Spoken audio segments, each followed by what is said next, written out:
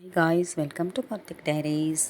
இப்போ பார்க்க போகிற ரெசிபி வந்து கோபி மஞ்சூரியன். இதுக்கு வந்து 2 ஸ்பூன் வந்து மைதா மாவு, 2 ஸ்பூன் வந்து கார்ன்ஃப்ளவர் மாவு, கொஞ்சம் பெப்பர், கொஞ்சம் உப்பு, கொஞ்சம் சில்லி பவுடர் எல்லாத்தையும் நல்லா கொஞ்சம் தண்ணி ஊற்றி பேஸ்ட் ஆக்கிக்கின்னு, அதுக்கப்புறம் வந்து கோபி மஞ்சூரியனை வந்து கொஞ்சம் நல்லா வாஷ் பண்ணிவிட்டு சுடு தண்ணியில் ஒரு 5 மினிட்ஸ் போட்டு எடுத்துக்கணும். அதுக்கப்புறம் எண்ணெய் ஊற்றிட்டு அந்த டிப் பண்ணி அந்த மாவில் டிப் பண்ணி எல்லா மஞ்சூரியனையும் போட்டு ஃப்ரை பண்ணி எடுத்து வச்சுக்கணும். அதுக்கப்புறம் ஒரு பேன் வச்சு எண்ணெய் ஊற்றிட்டு அதில் வந்து கொஞ்சம் பூண்டு சாப் பண்ணி வச்சுக்கிறத போட்டுட்டு, அதுக்கப்புறம் இஞ்சி போட்டுட்டு, ஒரு பச்சை மிளகாய் போட்டுட்டு நல்லா ஃப்ரை பண்ணிவிட்டு, அதுக்கப்புறம் கேப்சிகம், ஆனியன் வந்து கட் பண்ணி வச்சுக்கிறதையும் போட்டு நல்லா ஃப்ரை பண்ணிவிட்டு, அதுக்கப்புறம் டொமேட்டோ சாஸ், சோயா சாஸ் வந்து ஆட் பண்ணிவிட்டு, தேவையான அளவு உப்பு போட்டு சில்லி பவுட்ரு போட்டு கார்ன்ஃப்ளவர் மாவு கொஞ்சம் கரைச்சி ஊற்றிட்டு நல்லா கொஞ்சம் ஃப்ரை பண்ணி விட்டுட்டு, அதை ஃப்ரை பண்ணி வச்சுக்கிற காலிஃப்ளவரை வந்து அதில் போட்டு ஆட் பண்ணிவிட்டு எல்லாத்தையும் நல்லா ஃப்ரை பண்ணணும்.